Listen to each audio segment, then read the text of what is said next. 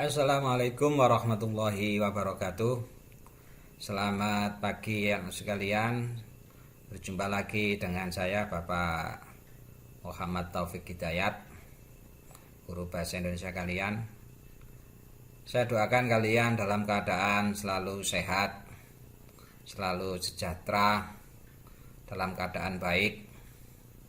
Sebelum saya lanjutkan, marilah kita buka dulu dengan bacaan wal asri, sehingga pelajaran kita pada hari ini selalu mendapatkan ridho dari Allah Subhanahu wa taala. Kita baca bersama-sama ya. Wal asri innal insana lafi khusrin illal ladzina amanu wa amilus solihati wa tawassaw bil haqqi wa tawassaw bis sabr. Terima kasih anak sekalian. Hari ini Bapak akan mereview kembali, mengulang kembali pelajaran kita kemarin, yaitu tentang teks berita. Mudah-mudahan kalian tidak bosan. Tujuan Bapak mengulang adalah untuk lebih mengenalkan kembali, untuk mereview kembali, mengingatkan kembali pada anak sekalian tentang pelajaran kita. Teks berita yang ada di buku kalian, bisa kalian buka buku kalian sambil menyimak dari Bapak Taufik ya, dari saya. Saya lanjutkan sekalian. Materi dalam teks berita. Nanti dalam teks berita ini, apa yang kita pelajari itu kurang lebih ada 5. Yang pertama, nanti kalian baca tentang definisi, ciri, dan jenis teks berita. Yang kedua yang kita pelajari yaitu tentang unsur-unsur teks berita. Yang ketiga nanti yang kalian pelajari menyimpulkan teks berita. Kemudian menelaah struktur dan kebahasaan teks berita. Dan terakhir menyajikan data dan informasi bentuk teks berita. Jadi kelima hal ini yang nanti kita pelajari bersama-sama.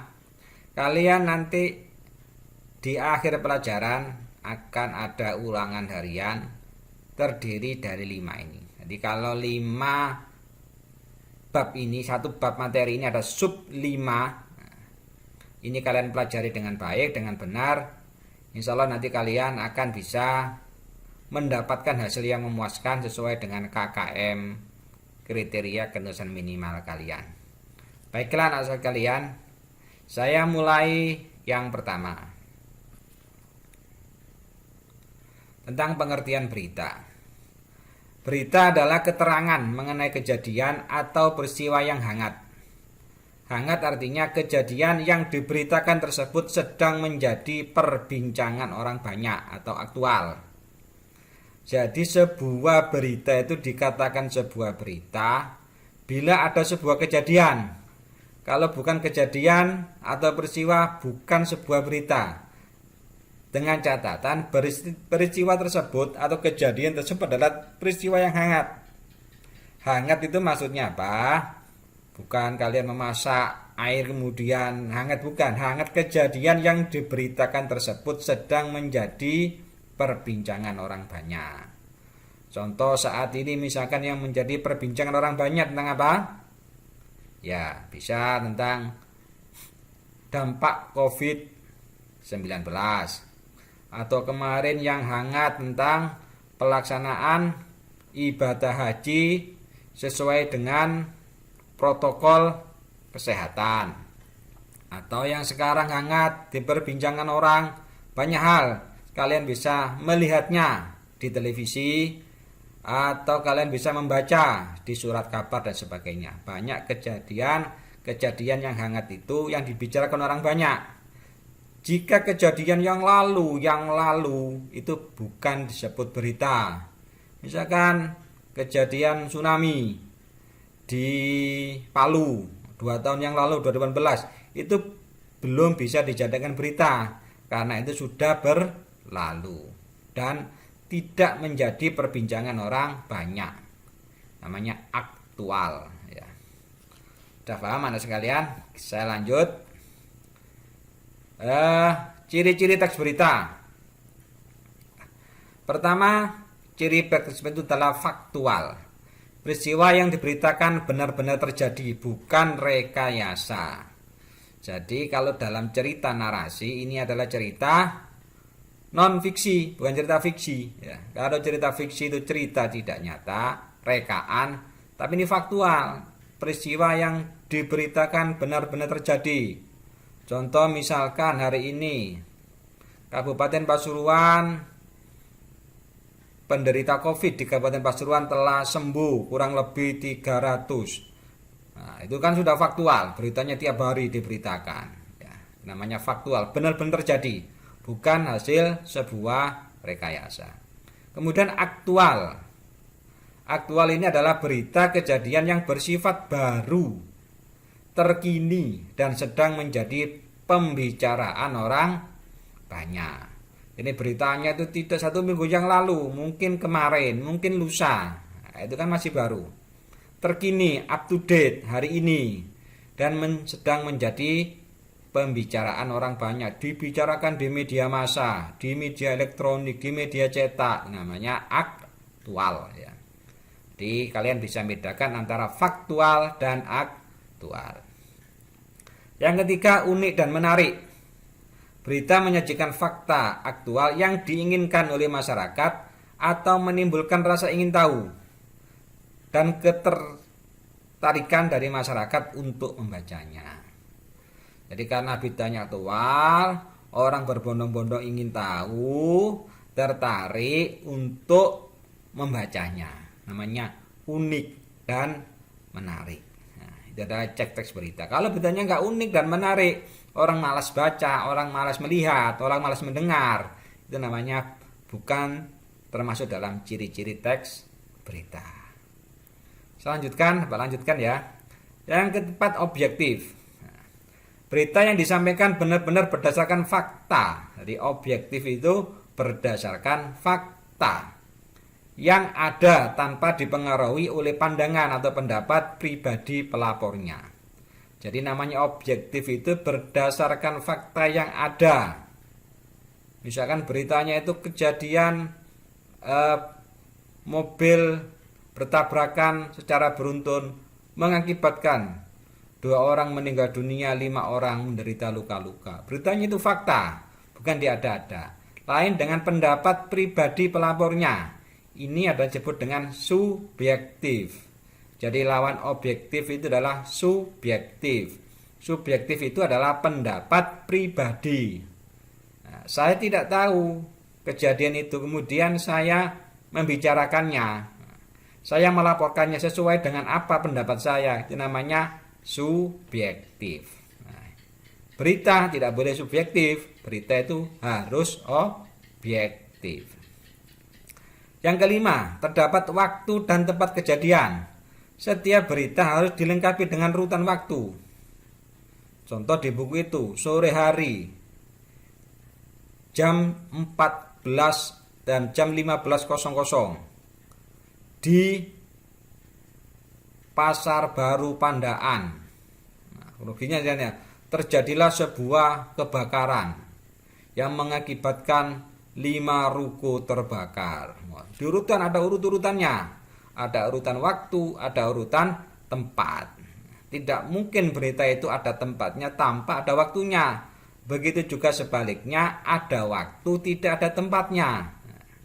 Misalkan sore itu jam 14 terjadi kebakaran. Kebakaran di mana nggak dijelaskan, itu bukan berita. Jadi berita itu terdapat waktu dan tempat kejadian. Nomor 6 adalah bahasa baku, sederhana dan komunikatif. Pada umumnya menggunakan bahasa baku. Bahasa baku bukan bahasa daerah. Bahasa baku adalah bahasa yang bisa kalian lihat nanti di kamus bahasa Indonesia. Contoh apotik, saya pergi ke apotik, bukan apotik, ke apotek. Ya, misalkan begitu anak-anak sekalian ya. Nanti banyak sekali jenis-jenis bahasa baku, bahasa daerah. Seringkali kita melihat ada sebuah berita yang masih menggunakan bahasa daerah atau bahasa yang tidak baku. Ya, oleh karena itu nanti dalam berita menggunakan bahasa baku. Kemarin sudah di pelajaran kedua sudah kami singgung dan anak sekalian sudah mengerjakan tentang bahasa baku. Sederhana, namun tetap menarik dan tidak membingungkan ketika dibaca. Berita yang baik adalah salah satunya ini. Ya, ketika dibaca orang tidak bertanya, tapi langsung paham. Namanya tidak membingungkan ketika dibaca. Ya, kita review kembali, kita ulang kembali tentang unsur-unsur teks berita. Yang pertama, who, siapa. Siapa saja yang terlibat dalam suatu kejadian atau peristiwa. Atau siapa tokoh utama yang menjadi sorotan berita. Siapa, ya. Siapa berarti orang, bukan benda. Siapa, ya. Siapa. Dalam suatu kejadian itu ada beberapa orang yang mengatakan dan sebagainya, namanya siapa. What, apa. Nama atau identitas dari suatu kejadian atau peristiwa.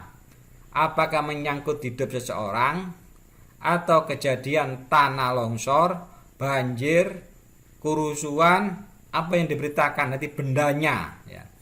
What ini bendanya, kalau who itu siapa orangnya, kalau what itu adalah bendanya. Yang ketiga adalah when, kapan. Unsur yang merupakan waktu dari suatu kejadian atau peristiwa yang dilaporkan. Bisa mencakup tanggal, hari, jam, menit, atau umum seperti pagi, siang, dan sore. Kalau kejadiannya itu tidak bisa ditentukan, bisa dikatakan siang, nah, atau sore. Misalkan pagi itu terjadi kecelakaan sepeda motor yang mengakibatkan pagi, tidak bisa disebutkan. Kalau bisa disebutkan lengkap bisa. Pagi itu tanggal sekian, ya. Kalian bisa lihat di koran atau majalah itu lengkap sekali beritanya. Bisa ada tanggalnya, ada harinya, bahkan kalau memang itu diperlukan jam disebutkan jam. Ya. Namanya when, kapan waktunya, ya. Kemudian saya lanjutkan where, kapan. Oh bukan ya, where itu di mana? Saya ralat bentar anak ya. Where di mana? Bukan kapan, ini keliru Pak ya. Di mana? Nah, where di mana? Unsur ini menyatakan lokasi atau daerah tempat terjadinya peristiwa. Di mana kejadian itu berada. Dalam kriminal istilahnya disebut dengan TKP atau kejadian perkara. Saya gantiin ya. Where ini adalah di mana? Ya, di mana? Menyatakan lokasi atau daerah tempat terjadinya peristiwa. Kalau kita melihat sebuah tayangan itu ada namanya TKP, tempat kejadian peristiwa. Itu adalah where, di mana. Kemudian why, mengapa. Alasan mengapa peristiwa atau kejadian dilaporkan dapat terjadi. Jadi mengapanya peristiwa, kenapa terjadi, mengapa terjadinya longsor, mengapa terjadinya banjir, mengapa terjadinya kemacetan dan sebagainya. Itu hanya why, mengapa. Unsur ini juga mencakup untuk mengetahui secara detail penyebab dari suatu peristiwa yang telah terjadi. Artinya untuk mengetahui secara detail penyebabnya, mengapa peristiwa tersebut terjadi, why. Dan terakhir adalah how, bagaimana. Bukan who ya, how, bagaimana. Bagaimana keadaan atau proses terjadinya suatu kejadian atau peristiwa. Kalian harus mengapa terjadinya longsor, terus bagaimana terjadinya longsor. Beda ya jawabannya ya. Termasuk akibat yang ditimbulkan atau justru yang diharapkan dari peristiwa tersebut. Selanjutnya anak-anak, nah, kita mengenal namanya adik Simba. 5W1H sudah kita bahas di depan tadi. Dalam bahasa Indonesia kita juga mengenal namanya adik Simba. A itu apa? D di mana? K kapan? C siapa? M mengapa? B bagaimana? Jadi adik Simba ini untuk memudahkan kalian untuk membuat sebuah berita 5W1H. A apa, D di mana, K kapan, C siapa, M mengapa, B bagaimana. Jadi untuk mempermudah kalian untuk menjelaskan 5W1H atau bisa disingkat dengan adik Simba. Baiklah anak-anak sekalian, saya lanjutkan, Bapak lanjutkan ya. Tentang menyimpulkan isi berita, yaitu menyarikan isi berita berdasarkan apa-apa yang diuraikan dalam berita tersebut. Menyarikan, ada namanya menyimpulkan. Menyimpulkan itu adalah menyarikan isi berita. Isi berita disaring, disarikan, diambil yang penting-penting aja. Bagaimana langkah-langkahnya kalian menyimpulkan isi berita? Yang pertama membaca, menyimak pembacaan berita. Jadi kalau membaca berita itu nggak boleh dibaca judulnya saja atau paragraf pertama sama paragraf terakhir, nggak boleh, semuanya harus dibaca. Setelah dibaca semuanya, disimak tersebut. Nah, atau kalian kalau baca, kalau dalam berita televisi harus disimak mulai awal sampai akhir beritanya. Kemudian yang kedua, mengidentifikasi pokok-pokok isi berita. Di setiap paragraf itu ada pokok-pokok berita. Ada ide-ide pokok, ada kalimat utama. Itu kalian mengidentifikasi mana yang termasuk pokok-pokok isinya. Ya. Kemudian menyusun pokok-pokok isi berita menjadi ringkasan. Jadi pokok, misalkan di berita itu ada 6 paragraf. Kalian pokok-pokoknya apa? Kemudian dibuat sebuah ringkasan, diringkas lagi, pokok-pokok itu sudah disusun, diringkas ya. Mengambil intisari dari ringkasan. Ringkasan tersebut intinya apa? Itu yang disebut dengan menyimpulkan. Jadi beda antara menyimpulkan dan meringkas. Karena ringkasan itu berisi pokok-pokok isi berita ya. Kalau menyimpulkan adalah intisari dari ringkasan. Benar anak sekalian. Saya lanjutkan. Nah, struktur teks berita. Dalam sebuah berita ada 3 struktur. Yang pertama adalah kepala berita atau lead sebetulnya, kepala ya. Merupakan bagian yang dianggap paling penting dari berita yang harus berisi unsur-unsur utama berita. Berdasarkan 5W1H atau adik Simba yang mencakup apa, siapa, di mana, atau kapan.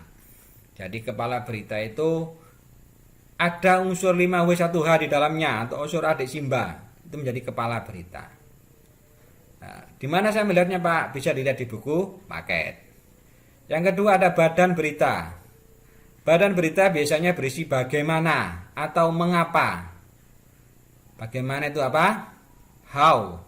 Mengapa itu adalah why, deskripsi. Jadi kalau yang atas itu kebanyakan 5W1H, ada Simba. Yang bawah kalau badan berita lebih berisi bagaimana dan mengapa, atau penjelasan detail dari bagaimana dan mengapa peristiwa dan kejadian tersebut. Ya. Yang terakhir adalah bagian ekor. Bagian ini biasanya tidak memiliki kaitan secara langsung terhadap berita. Bisa berisi konteks tambahan seperti sejarah sebelum kejadian yang dilaporkan. Jadi kalau kita lihat itu adalah kaitan, tidak ada kaitan langsung dengan berita, hanya berisi konteks tambahan. Ya, konteks tambahan seperti sejarah atau sebelum kejadian dilaporkan berita tersebut. Oke, saya lanjutkan anak-anak sekalian. Bapak lanjutkan tentang teks kebahasaan. Kemarin sudah saya bahas ini. Teks kebahasaan ada namanya bahasa baku. Bahasa yang memenuhi standar sebagai bahasa yang baik dan benar sesuai dengan kaidah. Bahasa baku kemarin. Pemilihan kata atau diksi. Pemilihan kata-kata khusus orang redaksi dengan tujuan untuk mempengaruhi pikiran pembaca sehingga tertarik untuk membaca berita tersebut lebih mendalam. Biasanya dalam pemilihan kata itu menggunakan konotatif, itu ya, bahasa-bahasa konotatif yang persuasif, yang orang-orang supaya dengan bahasa tersebut orang lebih tertarik membacanya. Kalian dilihat di majalah, di berita-berita online ya, berita medsos dan sebagainya itu dikasih berita-berita yang menarik supaya itu menggunakan pilihan kata diksi. Tujuannya adalah untuk mempengaruhi pikiran pembaca. Ya. Kemudian kalimat langsung. Kalimat langsung adalah sumbernya dari wawancara, sama seperti apa yang dikatakan sumber tersebut. Jadi hasil kutipan langsung. Misalkan saya bicara seperti ini dikutip, tidak boleh dikurangi, tidak boleh ditambah secara langsung. Ya. Makanya dalam kalimat langsung itu ada tanda koma, kemudian tanda petik 2 kali. Itu pasti ada tanda koma, tanda petik 2 kali, atau tanda petik 2 kali, tanda koma. Itu ya. Bisa kalian perdalam lagi di buku paket kalian. Kemudian ada kalimat tidak langsung. Kalimat yang melaporkan atau memberitahukan kepada orang lain dalam bentuk kalimat tidak langsung. Biasanya untuk mengungkapkan detail berita. Jadi kalau kalimat langsung sumbernya langsung mengatakan, tapi kalau tidak hanya mengungkapkan detail berita. Kalimat yang melaporkan atau memberitahukan kepada orang lain. Namanya kalimat tidak langsung. Makanya karena kutipan biasanya tidak sama dengan yang disampaikan persis ya. Tapi pada intinya sama. Kemudian kata kerja verba. Kata kerja yang menggambarkan proses pembuatan atau keadaan. Banyak jenis kata verba ini bisa kalian lihat. Kemudian adverba atau kata keterangan. Kelas kata yang memberikan keterangan kepada kata lain. Dan terakhir adalah konjungsi atau kata hubung. Oke, sekian dulu anak-anak apa yang bisa saya sampaikan. Mudah-mudahan pembelajaran kita pada pagi hari ini selalu mendapat ridho dari Allah Subhanahu wa taala, dan semoga kalian selalu mendapatkan kesehatan. Amin ya rabbal alamin. Bapak akhiri dengan ucapan assalamualaikum warahmatullahi wabarakatuh.